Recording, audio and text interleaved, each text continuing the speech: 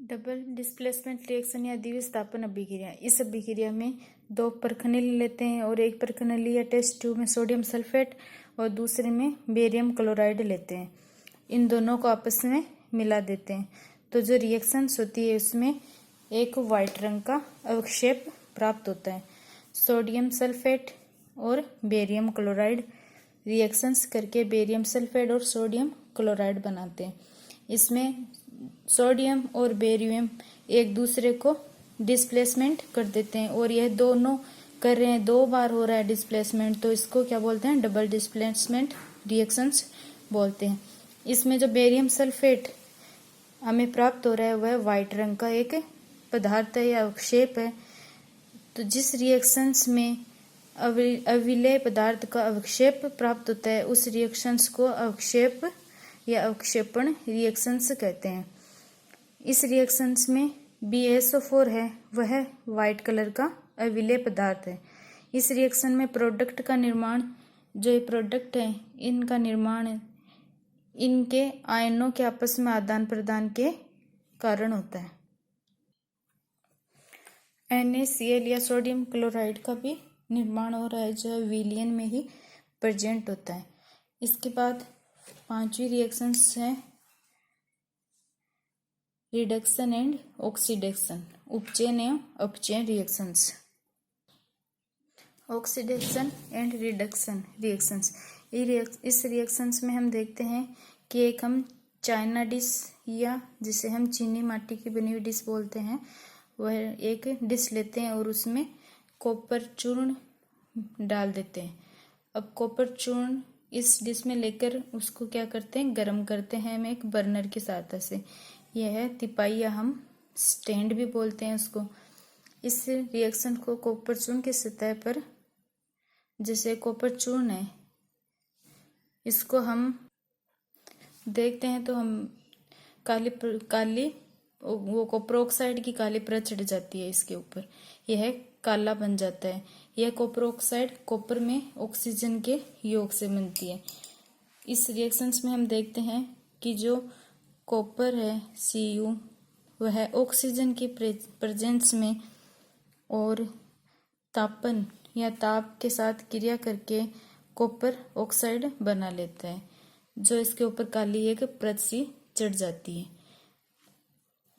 यदि इस गर्म पदार्थ या कॉपर ऑक्साइड के ऊपर हाइड्रोजन गैस हम प्रवाहित करते हैं तो इसकी जो काली परत है वह भूरे रंग की हो जाती है, क्योंकि इस स्थिति में विपरीत अभिक्रिया संपन्न होती है।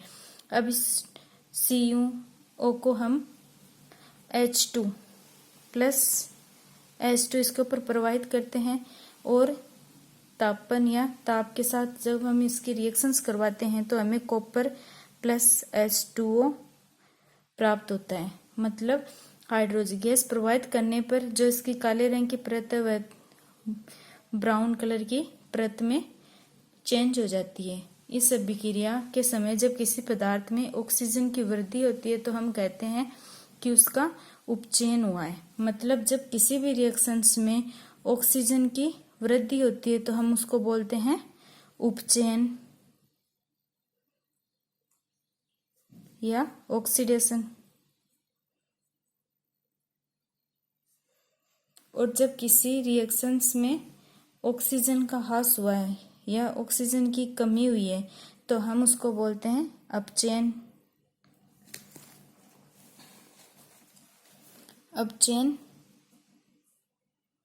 या reduction.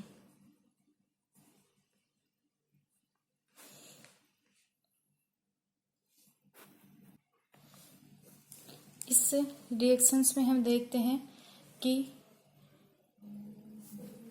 CuSO copper oxide plus H2, तो हमें कॉपर और H2 प्राप्त होता है। अब इसमें कॉपर ऑक्सीजन का ह्रास हुआ है तो यह क्या हो जाएगी? अपचयन हो जाएगी। मतलब एक ऑक्सीजन इसमें से निकल गया तो इसमें ऑक्सीजन का ह्रास हो गया, एक ऑक्सीजन है वो लेस हो गया, तो इसको क्या बोलते हैं? रिडक्शन बोलते हैं। और इसी रिएक्शन में H2 है, इसमें ऑक्सीजन जुड़ रही है तो इसको क्या बोलते हैं, ऑक्सीडेशन। किसी भी सब्सटेंस में ऑक्सीजन का जुड़ना ऑक्सीडेशन कहलाता है और ऑक्सीजन का निकलना रिडक्शन कहलाता है। अब देखो, जैसे कॉपर ऑक्साइड है, इसको हम ऐसे भी दर्शा सकते हैं CuO, O2 की कमी हो रही है तो ये क्या हो रही है, अपचयित।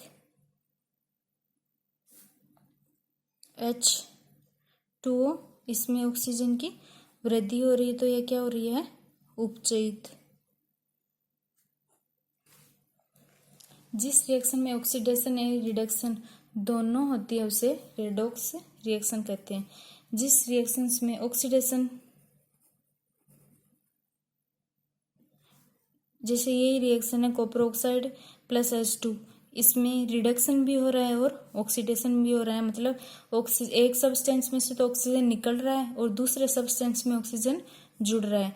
तो एक रिएक्शन में यदि ये दोनों क्रियाएं साथ हो रही है तो उस रिएक्शंस को रेडॉक्स रिएक्शंस कहते हैं। जिस रिएक्शन में ऑक्सीडेशन एंड रिडक्शन रिएक्शंस दोनों होती है उससे रेडॉक्स रिएक्शन कहते हैं।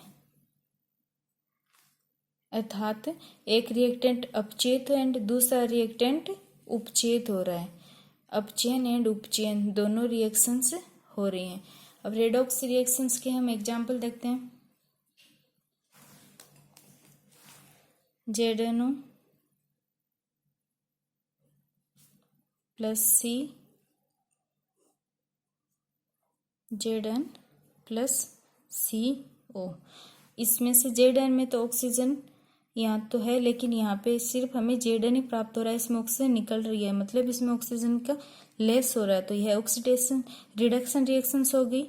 और कार्बन है उसमें ऑक्सीजन जुड़ रही है तो यह ऑक्सीडेशन रिएक्शंस हो गई। दूसरा MnO2 प्लस 4HCl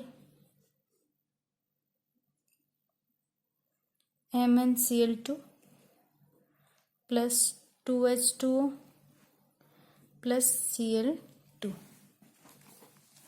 इस रिएक्शंस में भी एक सब्सटेंस में तो ऑक्सीजन का ह्रास हो रहा है और दूसरे में ऑक्सीजन की वृद्धि हो रही है।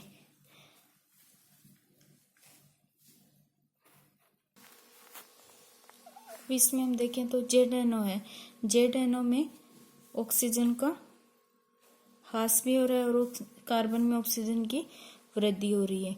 तो कार्बन के साथ ऑक्सीजन जुड़ रही है तो इसमें उपचयित हो रहा है, CO बनाता है और ZnO अपचयित होकर Zn बनाता है। कहने का मतलब है कार्बन में तो ऑक्सीजन की वृद्धि हो रही है और ZnO में ऑक्सीजन की कमी हो रही है।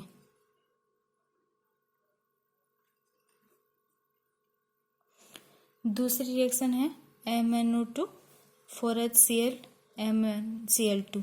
इसमें O2 की जगह Cl2 आ गया तो इसमें O2 निकल रहा है, मतलब ह्रास हो रहा है तो ये तो उपचयित हो रहा है।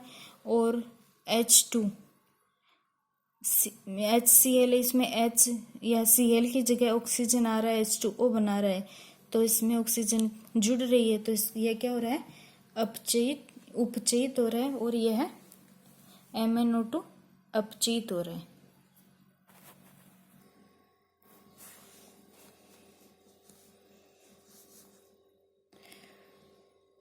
कि अब निष्कर्ष ये निकल रहा है इस रिएक्शंस को देखकर कि किसी भी रिएक्शंस में सब्सटेंस का अपचयन तब होता है जब O2 की वृद्धि या हाइड्रोजन का ह्रास होता है।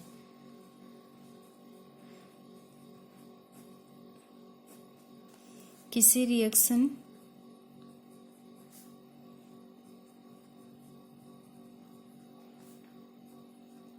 में सब्सटेंस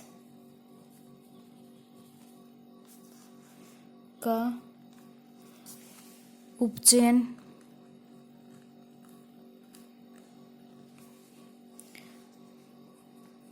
तब होता है जब ऑक्सीजन की तो वृद्धि हो रही है और हाइड्रोजन का ह्रास हो रहा है। मतलब उपचयन जो रिएक्शंस होगी उसमें ऑक्सीजन की तो वृद्धि होगी और हाइड्रोजन का ह्रास होगा। मतलब O2 तो जुड़ेगा, ऑक्सीजन तो जुड़ेगी और हाइड्रोजन निकलेगा। इसी प्रकार किसी भी रिएक्शन के सब्सटेंस में अपचयन की क्रिया तब होती है जब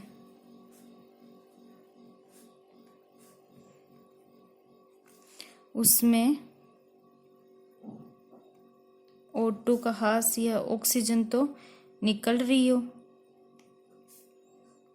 एंड हाइड्रोजन की वृद्धि या हाइड्रोजन जुड़ रहा हो। जैसे ऑक्सीजन निकल रही है एंड हाइड्रोजन जुड़ रहा है तो यह रिएक्शंस क्या होगी? अपचयन।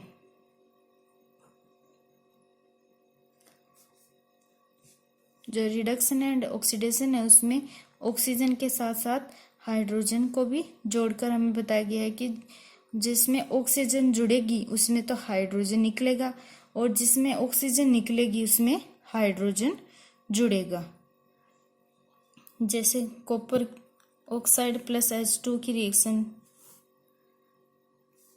इसमें हमें कॉपर और H2 दोनों अलग अलग मिलते हैं तो इसमें H2 के साथ ऑक्सीजन जुड़ रही है, यह क्या हो गया? उपचयन।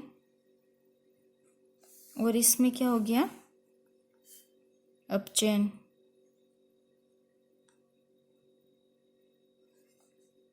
उष्मा की प्रेजेंस में होती है रिएक्शंस। उपचयन एंड रिएक्शन, उपचयन और अपचयन रिएक्शंस हैं। इनमें से हम उपचयन रिएक्शंस के हमारे दैनिक जीवन में क्या क्या इफेक्ट पड़ते हैं वो देखते हैं। सबसे पहले हमारा है करेशन, मतलब संक्षारण।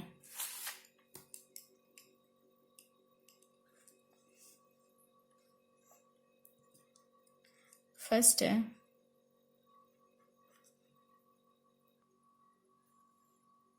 संक्षारण। क्या होती है? हम देखते हैं कि पुराना लोहा है उस पे ऊपर एक परत सी जम जाती है ब्राउन ब्राउन कलर की, वह क्या है? एक हम बोलते हैं जंग आ गया लोहे पर। तो चमकदार लोहे पर लालिमा युक्त या भूरे रंग की परत चढ़ना प्राय है। इस प्रक्रिया को लोहे पर जंग लगना या कोरेशन की रिएक्शंस कहते हैं। जब कोई धातु अपने आसपास उपस्थित अम्ल या आर्द्रता के संपर्क में आती है तो वह संक्षारित होती है और इस क्रिया को क्या बोलते हैं? संक्षारण बोलते हैं। जैसे चांदी है, चांदी पर काली परत आ जाती है। जब चांदी है वो पानी और हवा के संपर्क में आती है तो वह काली पड़ने लग जाती है, उस पर काली काली एक परत चढ़ जाती है। यह भी संक्षारण का एक एग्जाम्पल है। दूसरा है जो तांबे के बर्तन होते हैं उसके ऊपर ग्रीन ग्रीन कलर का परत चढ़ जाती है। तांबे के ऊपर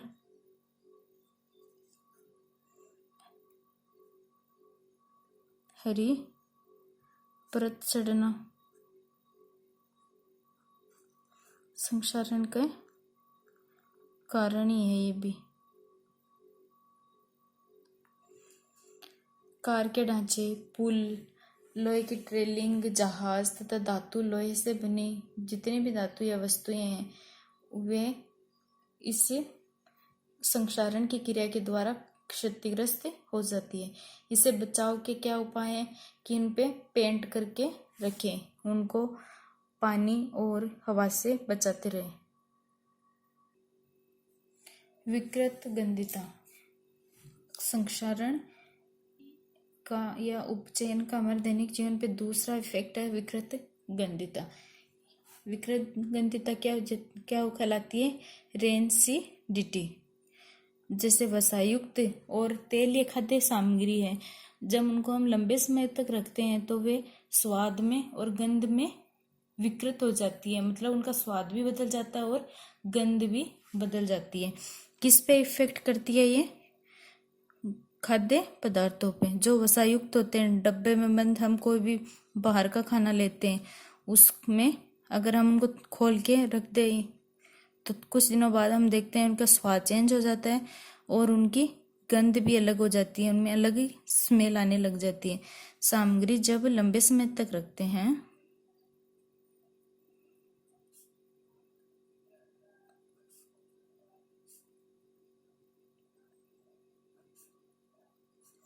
तो स्वाद या गंध बदल जाती है। इस क्रिया को क्या बोलते हैं? विकृत गंधिता, मतलब गंध का विकृत होना। इसमें उपचयन रोकने वाले पदार्थ मिलाए जाते हैं, प्रतिऑक्सीकारक। जो प्रतिऑक्सीकारक पदार्थ है वो इसमें मिलाए जाते हैं। जैसे हम चिप्स और इनकी पैकेट लेते हैं तो इनमें कुछ मिलाया होता है, वायु, गैस। वो गैस कौन सी होती है? नाइट्रोजन गैस, जो कम सक्रिय होती है। उसको चिप्स के पैकेट में मिला के हमें देते हैं, जो इसको खराब होने से रोकती है, क्योंकि वह कम क्रियाशील होते हैं, कोई क्रिया नहीं करती, इसलिए चिप्स वगैरह हैं वो सुरक्षित रहते हैं। अब इसमें से ये 5 रिएक्शन थी वो हमने पढ़ी, वो तो मोस्ट है। और उसके अलावा तापन के आधार पर या ताप के आधार पर ही रिएक्शंस को बांटा गया है। ताप के आधार पर रिएक्शंस कितने प्रकार की होती है? 2 प्रकार की होती है, ऊष्माशोषी एंड ऊष्माक्षेपी।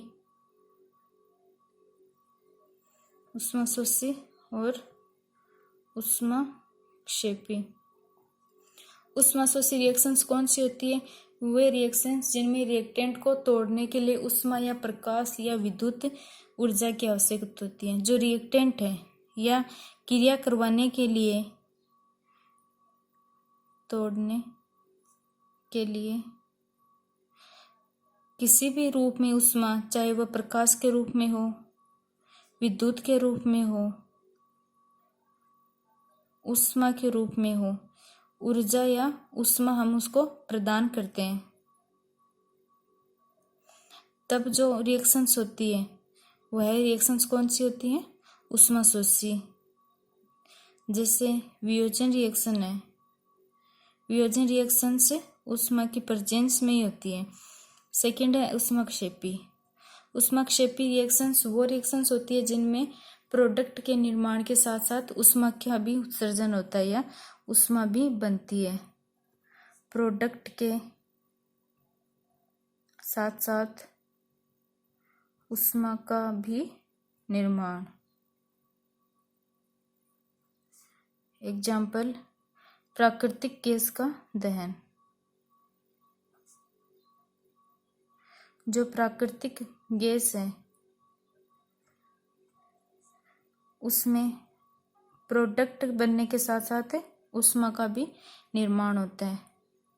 एग्जाम्पल देखते हैं इसका CH4 gas plus O2 CO2 plus 2H2O और प्लस ऊष्मा। ये भी गैस फॉर्म में होती है और ये भी गैस फॉर्म में, मतलब यह है इसका वेपर रूप होता है H2O का, उसके साथ ऊष्मा भी निकलती है। ये चैप्टर पूरा हो गया है, केमिकल रिएक्शंस एंड इक्वेशंस। अब अगले क्लास में हम अम्ल, क्षारक और लवण के बारे में पढ़ेंगे।